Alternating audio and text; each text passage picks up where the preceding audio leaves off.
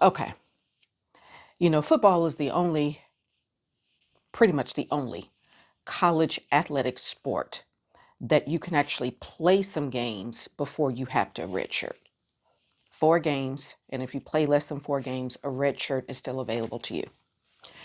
So I fully expected that a number of young men would not be pleased with their playing time or where they saw themselves in space, and they would ask to be redshirted. And I knew for some of those athletes that would not go well.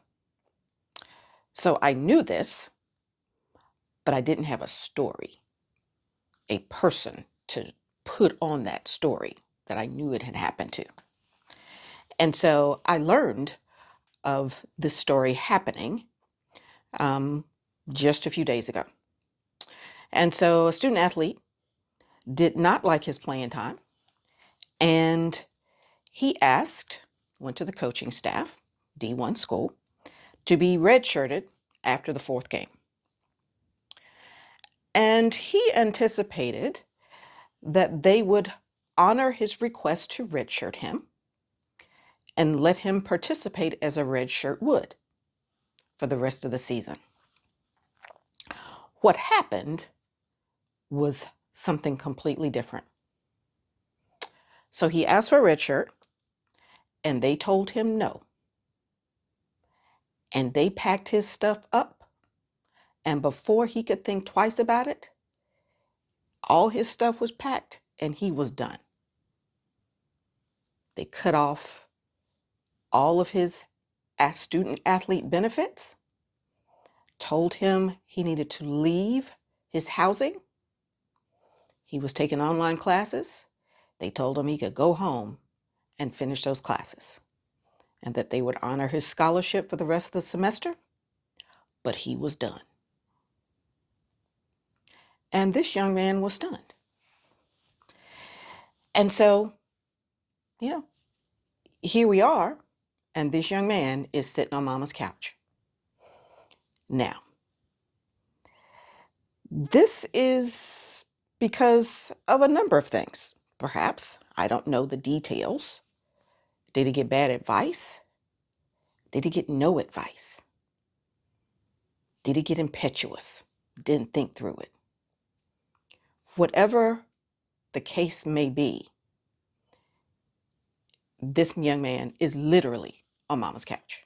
And my heart grieves for him because he went in not fully appreciating the fact that the system is not designed for him. And he did not consider that there were other alternatives that could occur, not just the one that he anticipated would happen.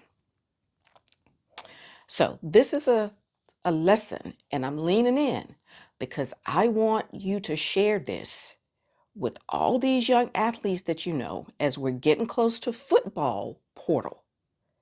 As you know, there is only one portal window now, and it is from January 2nd to January 16th next year, 2026.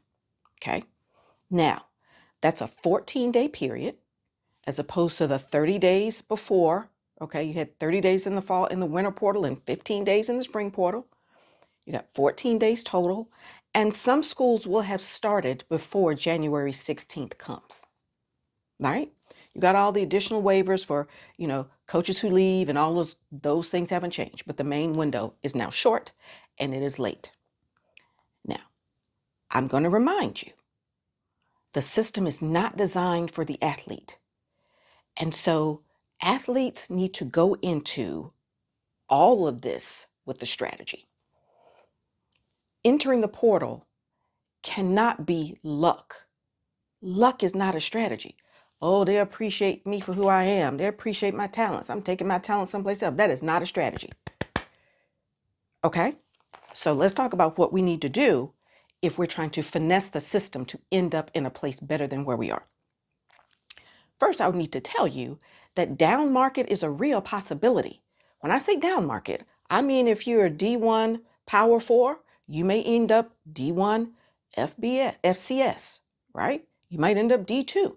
You might end up no scholarship. You might end up any number of situations, Okay. And so you cannot assume that a lateral move is the natural outcome. Okay. Now, I know there's a lot of pressure on the system. There is $2.4 billion anticipated to be spent on college sports, um, with NIL, rev share, all of that, paid to athletes in this school year. $2.4 billion this school year. But guess what?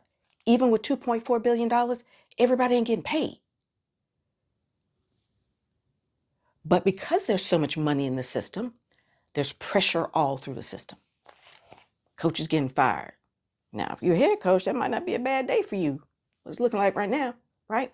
But everyone is under pressure to win, and everyone cannot win games.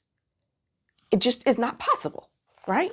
So there's so much pressure on the system. Now, last year, okay, 4,239 football athletes entered the portal, all divisions, all conferences. 1,646 got stranded, stuck in the portal on mama's couch. That is 39%. Come on, guys, let's stop playing. That's 40%. Now, I know that'll never be me, except it was you for 40% of the people. Okay? Now, if you are planning to execute an exit strategy, that means you hit in the portal, you need to have a plan. You need to be clear on why you are leaving. What is it about the program that you no longer want? Are they pushing you out so you have no choice, which is one thing, or are you opting in to the portal, which is another? Okay. You need to be clear on why you're leaving, and you need to be clear on what you are looking for in your new situation. What's going to be a better situation for you? Are you looking for more playing time? Are you looking for more money? Are you chasing respect? Are you looking for better coaches? Are you looking to win more games? What is it that you are looking for? Because you need to be very clear about why you are leaving and what you are looking to get to. You also need to determine what you're willing to accept as a win. Is more money but less playing time a win for you?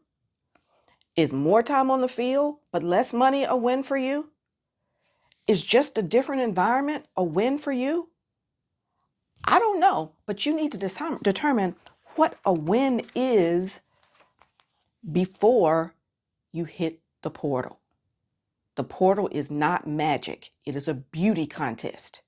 You go in it and someone must take you out of it. You don't get to choose where you want to go. They must choose you.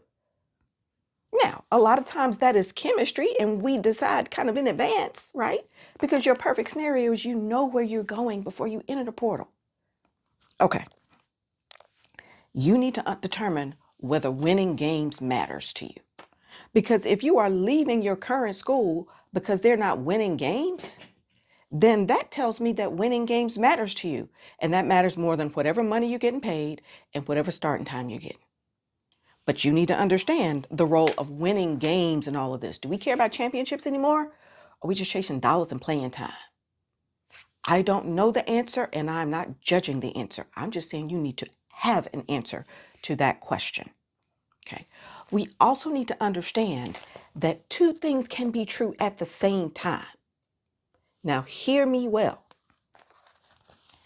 A lot of successful players are transfers, but most transfers are not successful.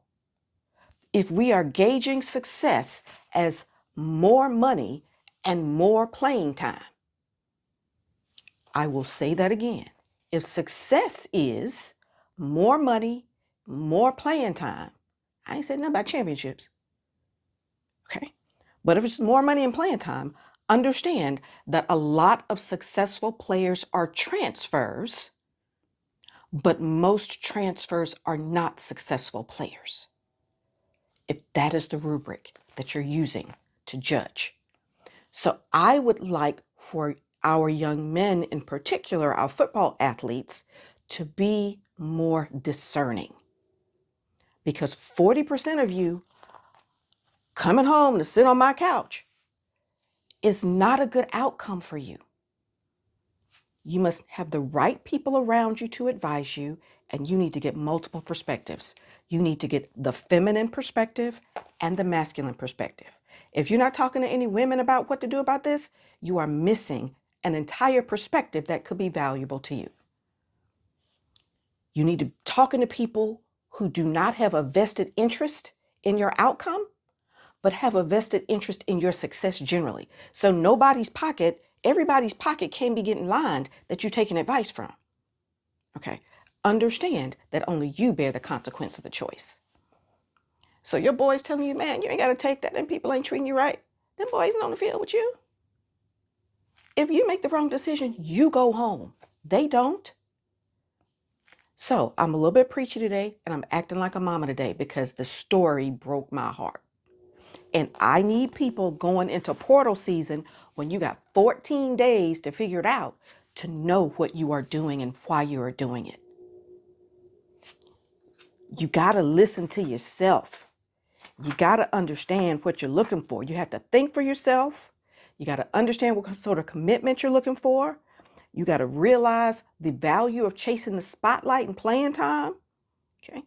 You got to realize that time is of the essence and you got to move. You have to understand what you're looking for and what you are leaving, and decision make and have a strategy. So I have gone on longer than I needed to, but I just need people to listen to me. I'm not judging anybody's decision. I want everyone's decision to be thoughtful. So no matter what the outcome, you can say, I gave it my best thought before I did it.